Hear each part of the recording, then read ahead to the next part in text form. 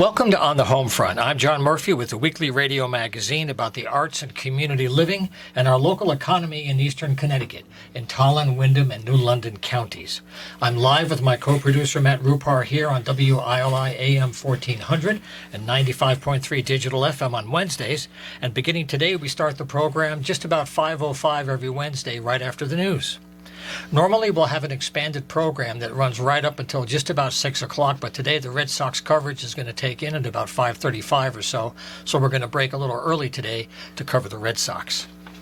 For today, I prepared a special media program to look at all the communication industries in eastern Connecticut and how they're doing today, how they're adapting to all the media and technology changes, and how they're planning ahead.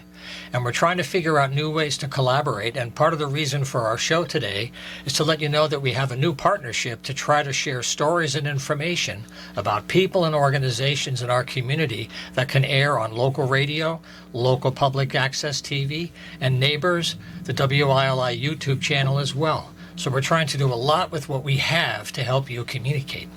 So the first thing I'll do is to introduce our guests. On my side, I'm very happy and honored to have Colin Rice in the house. He's from WILI. His family owned many stations in the area for many years. Colin is currently with Hall Communications, and he's Eastern Connecticut Group VP and the marketing manager, and he was the person a year ago that helped kind of give me a green light to get on the Homefront back on the air again. So, Colin, thank you for being here, and thank you for giving me a shot last year. Oh, I'm happy to be here. I'm looking forward to the new format. Thank you. Also next to me, we have Michael Sweet, the Public Access Coordinator at Spectrum Public Access TV, Channel 192. I did many shows with you over the years, Mike, and I'm glad to have you here in the house today. Great to be back, John. I know you're happy to be getting past the COVID shutdown to Yes. where you're going to get back to more and more programs on the channel. Absolutely. We're spreading our wings. And we're going to talk to you about how people can get involved and get their shows going.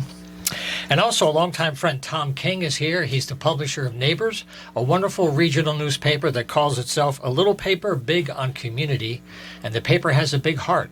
And Tom, that's what you bring today. Thank you for being here. Thank you for having me, John.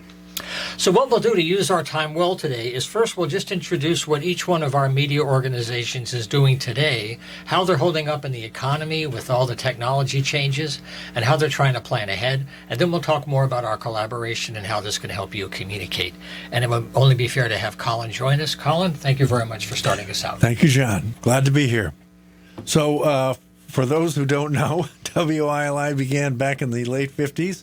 My father came out of broadcasting in New York to buy the property, which is already on the air but not doing well, and lift it up and make it a hometown staple by putting the studio right on Main Street, which is where Stone Row is. Right. That's where the radio station was. That's right. And I love to tell the story about how he broke through.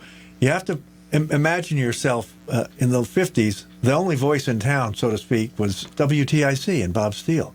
That's what you listened to. Yeah. And this little hometown radio station goes on the air, and, well, it's just not on anybody's radar, so to speak. So my father moves from the building that is opposite, next to Dunkin' Donuts, the flat-top building on Main Street, on Route 6 in Windham, is the original radio station. Well, in 1961, he built the building that is now Stone Row, and he puts 3 windows in the front. One was for news, one was for his office, and one was for the AM studio. There was only one station.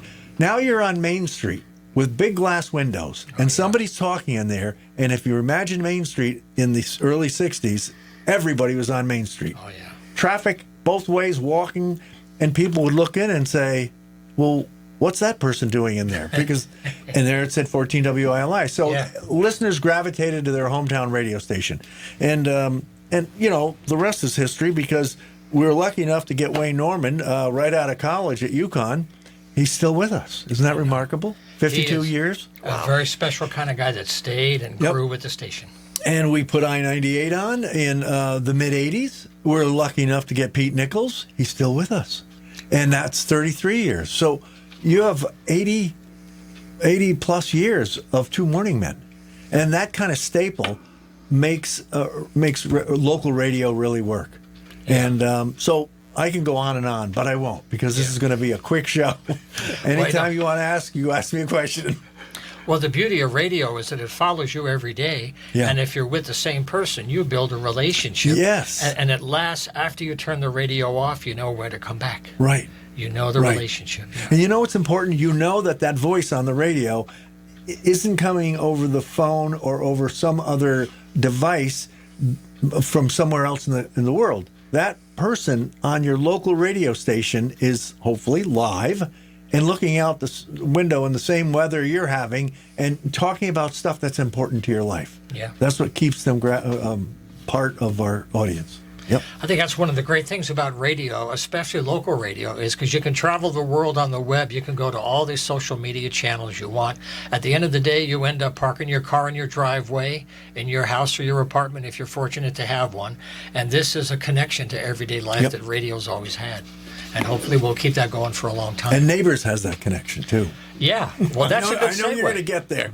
Well, let's jump over to Tom, because Tom was the idea of an electronic newspaper that could be available in print for the community for free. And if you missed it, the whole thing is online. So you've combined print and the web. Mm-hmm. So where did Neighbors come from as your original dream? And how far along have you come in these years to kind of realize it the way it is today?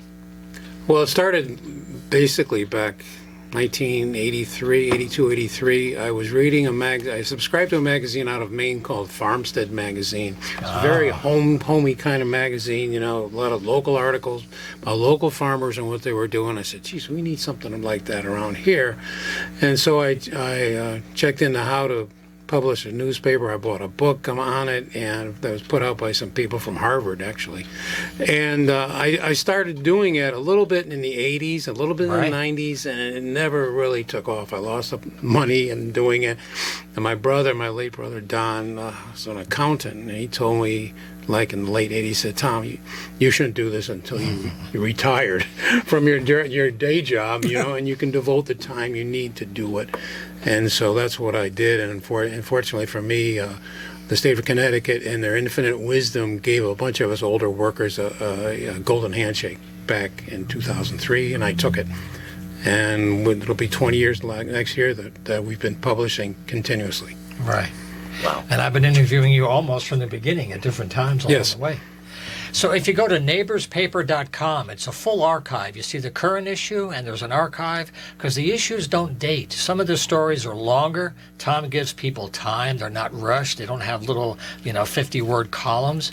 And some stories are long enough to track over time. So some of your writers, and they're all volunteers, but Yes. they really commit to the local stories, whether it's education or food. Could you talk about some of the areas that you focus on with your writers so people get a picture of the stories you tell, just overall? Well, that's the thing, that the writers write about what's important to them. And if you go back to the early issues of the paper, it's a lot of press releases, things like that, people promoting something they're doing, some organization or something like that, and that was Right. a basis for much of the issues. And then one by one, writers from the community started writing on a regular basis, That's right. and now I have probably I would say at least a dozen regular writers, many of whom write every month, and I can't go without saying how much I miss Mark Svetz. Yeah. He was one of our original writers, and he's his writing. He was the foundation of what I was trying to do, because he would constantly write about what's going on here in Willimantic, or the great, or what's important to family life, and to seeing people and talking to people in person, especially during COVID. I really miss Mark.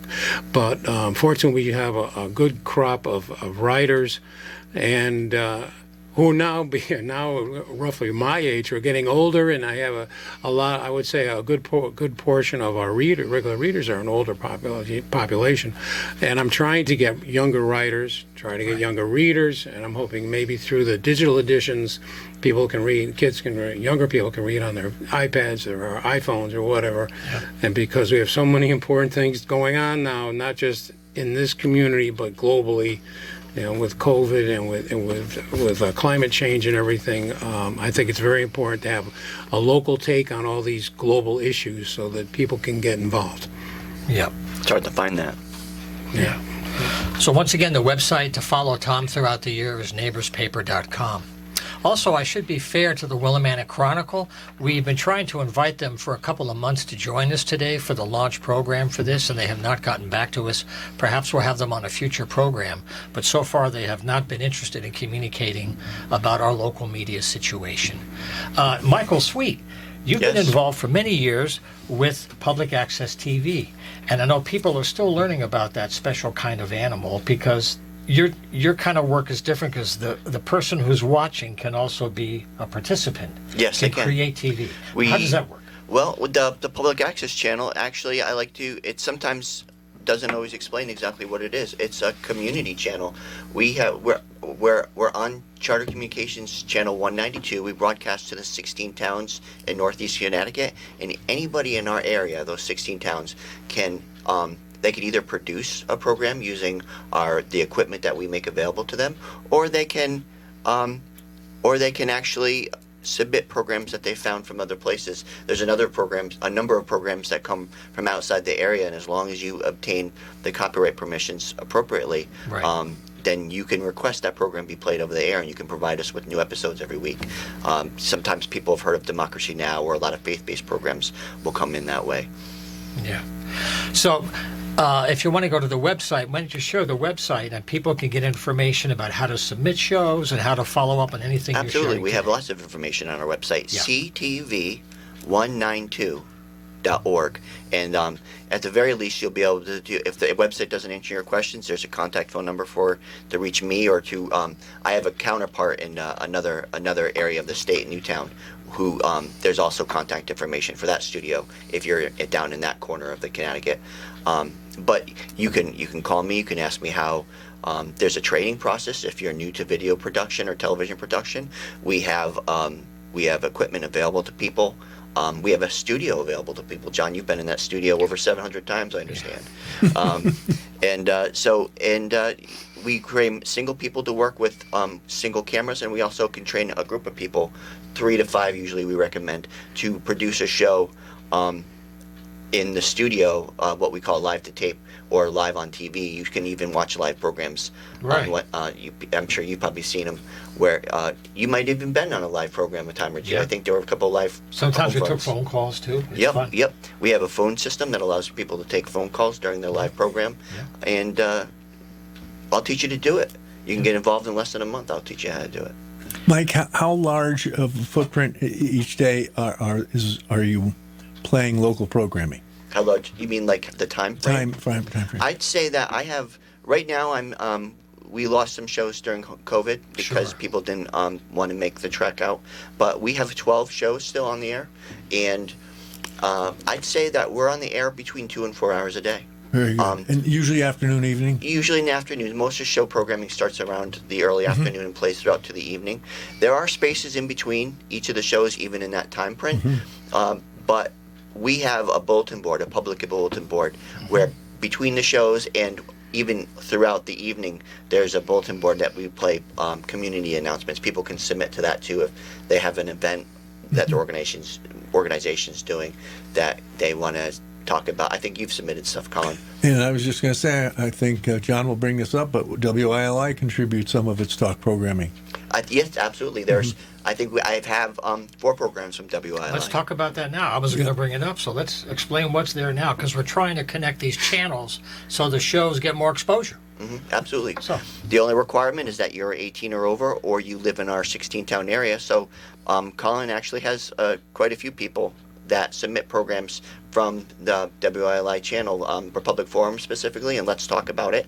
And then I think you even have older renditions of that show that touch on similar topics. Yes, they have to be transferred from DVD. Matt Rupar is our producer right here in the studio, Hi, is a Matt. key figure Thanks, Matt. in transferring our content, and he's using a Canon EOS 50 camera, which fits your format more comfortably. Yep. Yeah. And so that's how he does it. Thank you, Matt. You're welcome. And this show is airing on a very nice block they have. 5 to 6 p.m. every weekday is different local shows. And there was a premiere recently of another show. I've had Ruth Hartunian Alumba on the program as a guest many times. She had a wonderful food column in the Chronicle for a while, Ravings and Cravings. And she's taken that show on Mondays at 5:05. Yes. And she just started, right? Yep. She produces herself, usually on location.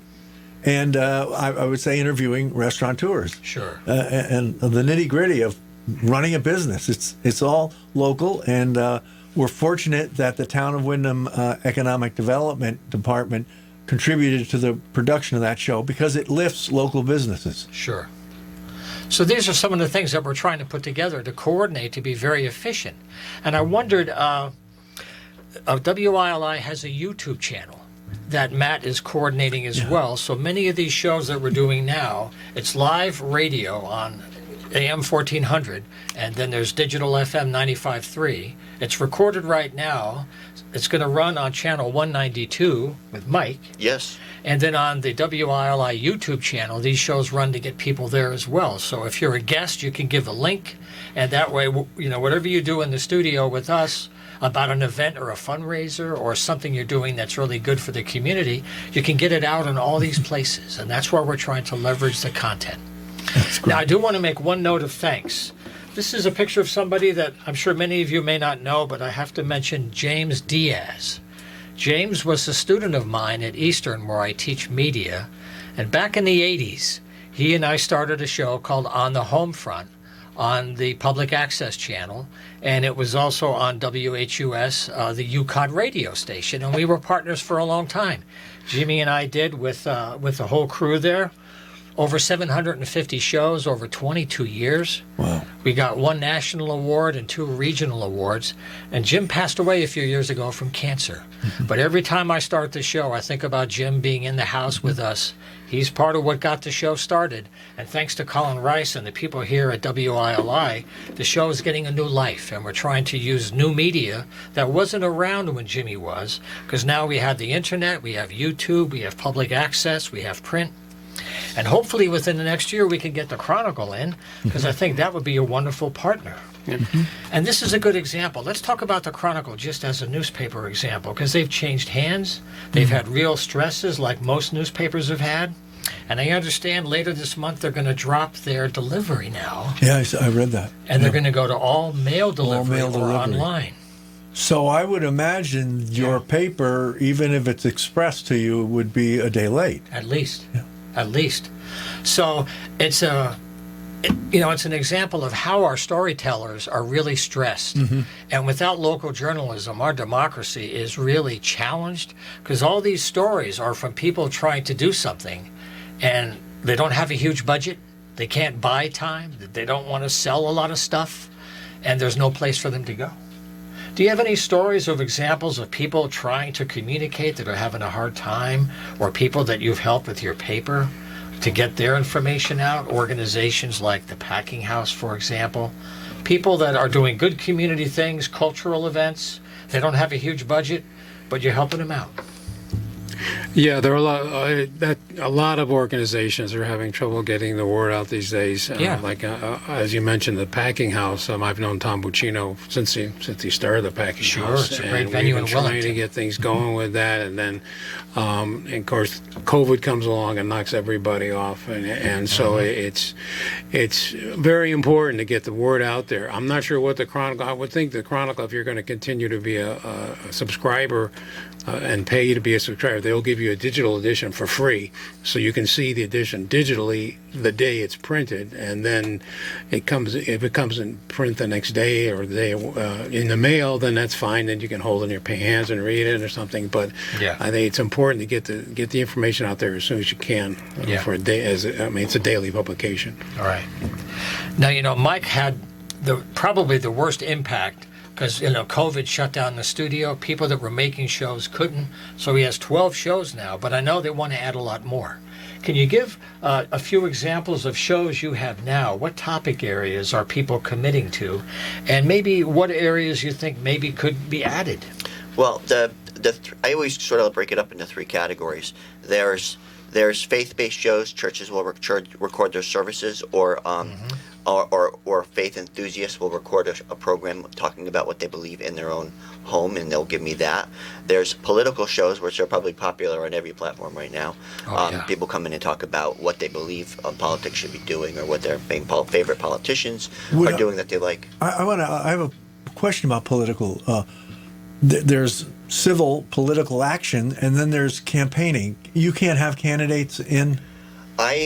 You know what? I wish I understood the rules better so I can answer your question better. I can't ask for money. That's the only biggest rule. But people have campaigned for themselves in my facility with their own shows. But I think that the rules about equal time, you might understand those rules better than I do, still apply to us. That's for federal, isn't it? Right, and John probably realizes we also have candidates on from time to time, but during the period of, I think it's 90 days before an election, the equal time rule applies. So if a candidate comes on, we have to make the effort to inform their counterparts that the time's available if they want to make use of it. Yeah, the other candidates. Even if that candidate is there on their own accord, they have to do that. You have to do that. That makes a lot of sense to me. So yeah, that rule, I would expect that rule to apply to us. And in the past, we've always sort of done that. When John and I have worked on forums where we had a collection of candidates on, we would always reach out an olive branch or whatever we needed to do.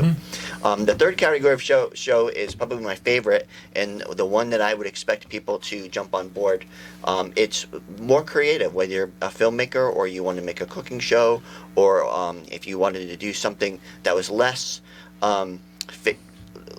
more about being storytelling. Sometimes we see people from Eastern and Yukon do a short film, or they'll just do a sketch comedy show. That's perfectly allowed too, and I always love to see those. For some reason, they're always in short supply. I only see one or two of those a year, but any of those categories is good business as far as we're concerned. Yeah. And also, Mike, in the past, some people really enjoyed sports shows. Folks love to argue, like to call on the phone and rant about the Yankees or the Red Sox or whatever. That can come back, because you don't have any right now, right? Well, we do. We have Chris Rice. He actually came from Keith. I'm sorry, Keith Rice started. Hi, Keith. He started Monday Night Sports Talk probably 10 years ago. Production has come to a pause. He passed that show on to another gentleman that took it over.